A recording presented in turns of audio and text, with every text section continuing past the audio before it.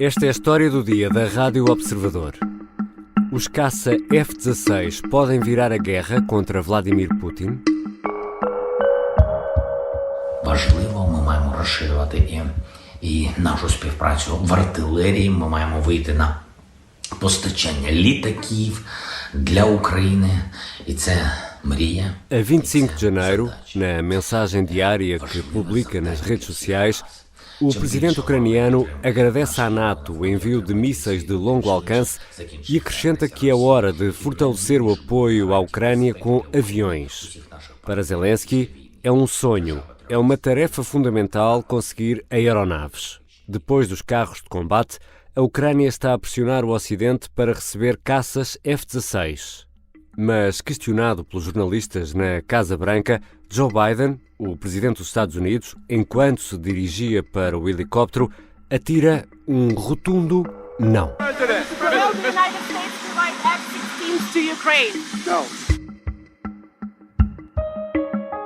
Depois de conseguir os carros de combate Leopard 2, Volodymyr Zelensky pede agora aviões de combate, caças F-16. Mas os governos ocidentais estão relutantes e divididos. Qual poderá ser o impacto destes caças na guerra da Ucrânia? E que perigos representam para justificar tantos receios em Washington e em Berlim? Vou conversar com o Major-General João Vieira Borges, presidente da Comissão Portuguesa de História Militar. Eu sou o Ricardo Conceição e esta é a história do dia.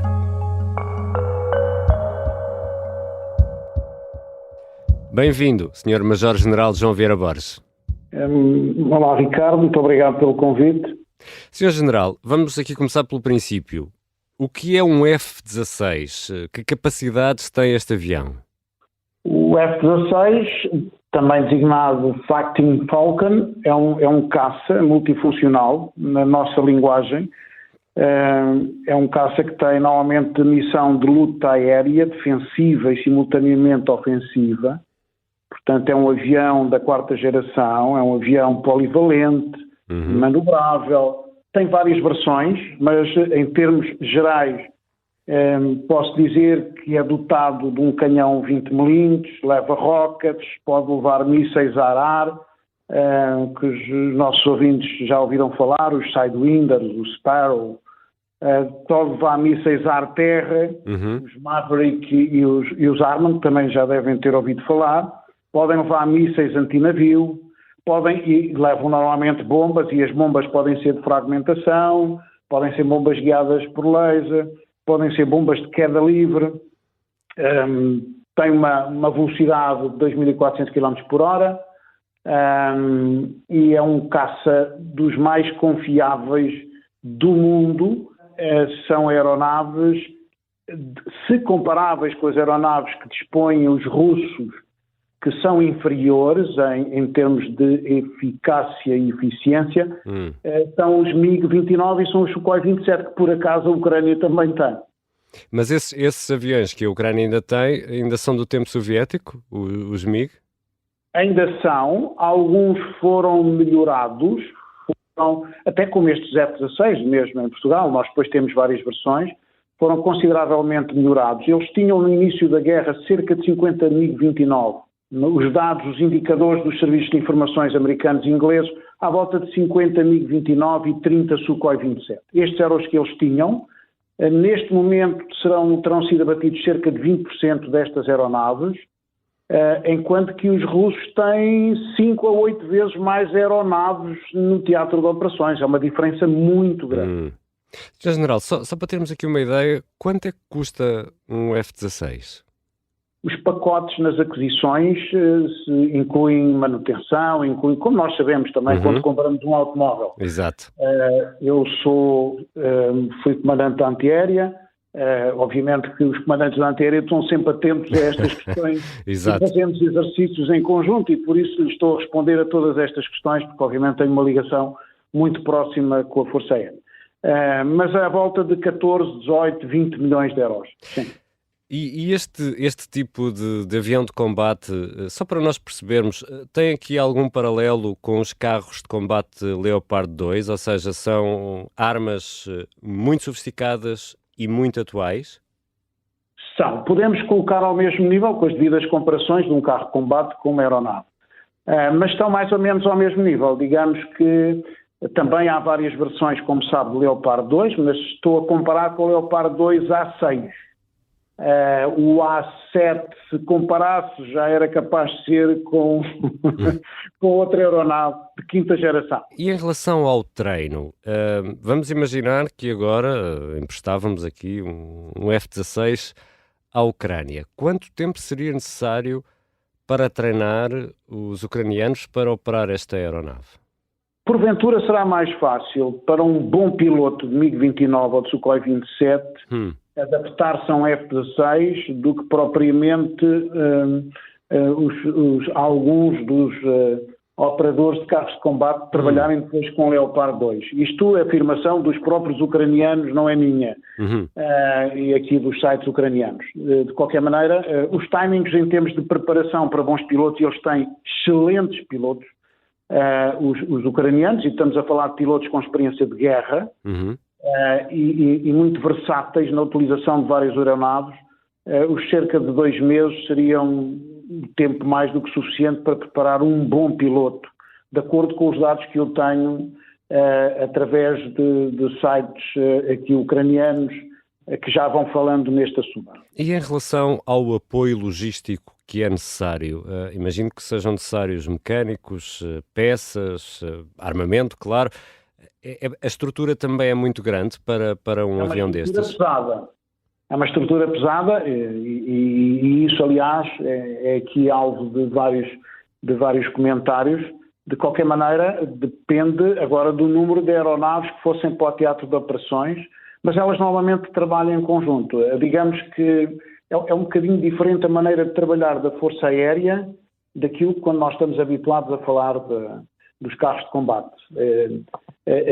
Aqui, nas bases, o pacote não é só ceder F-16 e treinar pilotos, como disse bem, tem que ser todo o pacote, e nós vemos isso nas bases aéreas portuguesas, no caso de Montreal, e portanto, isso está quer no pacote de custos, quer obrigatoriamente no pacote de manutenção, e é fundamental quando estamos a falar em aeronaves. Portanto, aqui, digamos que há determinado tipo de operações que se fazem a nível de carros de combate, designadamente utilizando componentes de outros carros de combate, aquilo que nós chamamos a canibalização, que nas aeronaves não é aconselhável fazer isso, como imagino.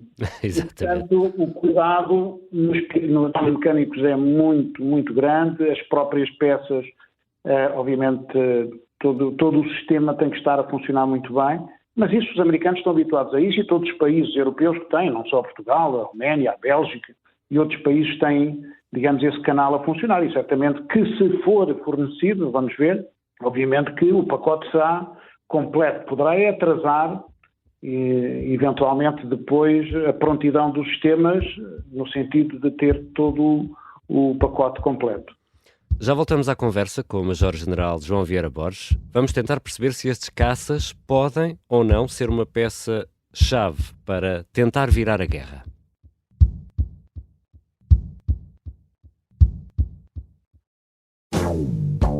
Pop-up, o programa de cultura pop da Rádio Observador, que olha para o presente, tem dias em que aposta no futuro, mas também aprecia bastante olhar para o passado. com Maria Ramos Silva. Aquelas séries curtinhas de 20 e tal minutos, 30. Aquilo era tudo muito ao osso e tu numa noite sem querer podias ver 2 ou 3 episódios. Bruno Vieira Amaral. É para dar já a minha opinião? Pedro Buxerri Mendes. É mais uma série em que eles estão no fundo de Rob, tem umas espadas, há uns venenos, há uns feiticeiros. E Tiago Pereira. Se calhar muita gente agora de repente quer mudar a estação. Não façam isso, por favor. Pop-up, às quintas-feiras, depois do meio-dia, na Rádio Observador e sempre em podcast. Estamos de regresso à conversa com o Major-General João Vieira Borges. Sr. General, se o Ocidente fornecer estes caças à Ucrânia, eles podem ficar em solo ucraniano ou esse apoio logístico terá de ficar em bases fora da Ucrânia? As aeronaves certamente que ficarão em solo ucraniano. O apoio logístico terá, digamos, uma cadeia logística que poderá funcionar a partir da Polónia ou de outros países. Isso é normal. tal como se vem passando com outros equipamentos, até com os próprios carros de combate ou viaturas blindadas de transporte pessoal. E, portanto, não quer dizer que as bases, que obviamente correm riscos enormes de bombardeamento por mísseis russos, tenham que ter todas as componentes, não é? Uhum. Portanto, certamente que haverá aqui um cuidado naquilo que é o fornecimento das componentes, de modo que, se for destruída uma base, não fique completamente inoperacional todo o sistema no seu conjunto. Sr. General, isso leva-nos aqui a outra pergunta, e de resto tem sido um argumento usado por algumas vezes por parte de Moscovo. Vamos imaginar que há uma aeronave destas colocada na Ucrânia e o centro logístico, o centro de apoio, está numa base na Polónia. Moscovo tem legitimidade para atacar essa base polaca por estar a dar apoio a essa arma que é o F-16? De maneira alguma. É uma situação que já se vem passando com outros sistemas de armas. É natural que esse apoio esteja centrado na Polónia, tendo em conta a proximidade. Uhum. O próprio centro de gravidade do apoio deslocou-se da Alemanha para a Polónia. E a legitimidade não advém de apoio logístico, porque se assim fosse já a escalada teria sido feita relativamente a viaturas blindadas e relativamente a outros carros de combate e a outros equipamentos. De qualquer maneira, também é preciso pensar que estamos a falar num país da NATO. Uhum. E, obviamente, um ataque da Rússia a uma base ou um centro logístico polaco, obviamente, originaria um conflito direto entre a NATO e a Rússia e uma escalada do conflito a níveis inaceitáveis. Viria o artigo 5º, não é? Seria. Portanto, a Rússia tem noção disso e, portanto, há de ser feito o trabalho, se forem fornecidos os F-16, à semelhança dos outros sistemas de armas, sejam eles armas de antiaérea, sejam eles de cavalaria ou de infantaria, será um ponto de apoio, nunca será totalmente dentro do território. Há de haver linhas logísticas que terão que ser substituídas frequentemente, porque caso contrário são detectadas pelos serviços de informações e serão rapidamente destruídos. Portanto, isso é um cuidado que tem que haver. Agora, de maneira alguma se pode colocar essa situação. A escalada, sim. Se houver fornecimento do F-16, as ameaças já estão a ser feitas da parte da Rússia, Uhum. E a escalada poderá ter lugar a outros níveis, quer de bombardeamentos de outras cidades ou intensificação de determinado tipo de bombardeamentos, quer de utilização, pelo menos mediaticamente, da questão nuclear, seja tática, seja estratégica. Esses são alguns dos contras. Que outros problemas pode levantar o fornecimento de F-16 à Ucrânia? Esses grandes contras estão explícitos. Quando o chanceler Olaf Scholz também escolheu essa possibilidade e o presidente Biden escolheu essa possibilidade, portanto, nestes últimos dias, de fornecimento do F-16, apesar de todos os apelos de Kiev, a explicação dada pelos chefes de gabinete, por todas as pessoas que os rodeiam, foi o temer da escalada, Uhum. foi o temer de que a Rússia use armas nucleares. Obviamente que isto já se passou relativamente aos carros de combate e foram fornecidos. E é essa a esperança de Kiev, é que obviamente esta é uma posição na conjuntura atual, mas que em função da evolução do cenário, sobretudo se for um cenário negativo para o lado ucraniano e para o Ocidente, esta situação poderá ser alterada. É essa a esperança de Kiev. E nesta altura, os Estados Unidos e a Alemanha dizem não. A França diz que nada está excluído. Par définition, rien n'est exclu, que nous apprécions toujours les choses au vu de 3 critères. A Polónia diz sim, mas em coordenação com a NATO. E o presidente da Lituânia diz que estas linhas vermelhas devem ser atravessadas. Taip kad mano atsakymas į jūsų klausimą būtų: tos raudonos linijos privalo būti peržengtos. O ministro britânico da Defesa, Ben Wallace, diz que a resposta começa sempre por ser não, mas depois acaba como sim, no caso dos carros de combate. Pensa que aqui, na questão dos caças, esta resposta também poderá evoluir para um sim, Sr. General? Eu gostava que fosse um não. Então porquê? E gostava, por duas ordens de razão. O não implicava que havia uma evolução da guerra no sentido da Ucrânia restaurar o seu território. Como Estado soberano não seria necessário. Mas, infelizmente, não é esse o caminho, porque a Rússia continua a investir numa estratégia de ocupação territorial, de destruição e de morte. E, nesse sentido, estamos a ver a evolução dos combates, sobretudo nas últimas semanas, e os indícios é de que, efetivamente, a diferença de potencial é elevadíssima.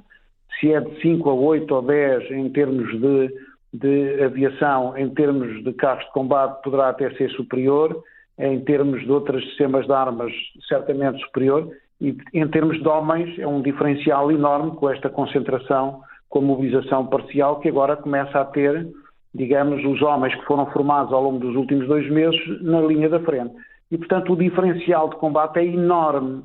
Se não apoiarmos agora a Ucrânia, certamente que a Rússia vai continuar a ocupar território, vai continuar a destruir toda, digamos, neste caso, as infraestruturas de apoio ao funcionamento, não só as questões energéticas, e, portanto, continua a destruição e a morte.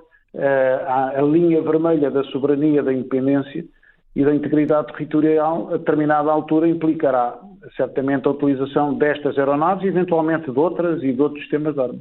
E os caças F-16 podem virar a guerra contra Vladimir Putin? Podem virar a guerra em conjunto com outros sistemas de armas. Nós não temos...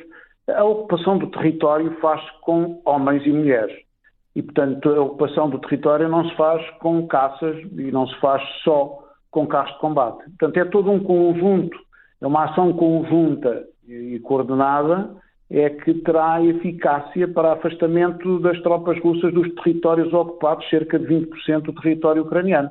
A questão é este receio permanente de escalada, este receio de que a Rússia utilize armas nucleares, faz com que os sistemas de armas cheguem à Ucrânia demasiado tarde e, portanto, quem tem a iniciativa, e a iniciativa é importante como princípio da guerra, e a surpresa também, tem sido a Rússia. E, portanto, estamos sempre na contra-ofensiva, estamos sempre na defensiva, o que estamos a ver que não é propriamente positivo para o lado ucraniano e para o lado ocidental em geral.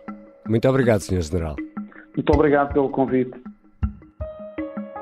O Major-General João Vieira Borges é presidente da Comissão Portuguesa de História Militar e coordenador do Observatório de Segurança e Defesa da SEDES. E é a presença assídua também na Rádio Observador. Esta foi a História do Dia. Este episódio contou com a produção da Mariana Oca Ferreira e a colaboração da jornalista Maria Miguel Duarte. A sonoplastia é do Artur Costa e a música do genérico do João Ribeiro. Eu sou o Ricardo Conceição. Até amanhã.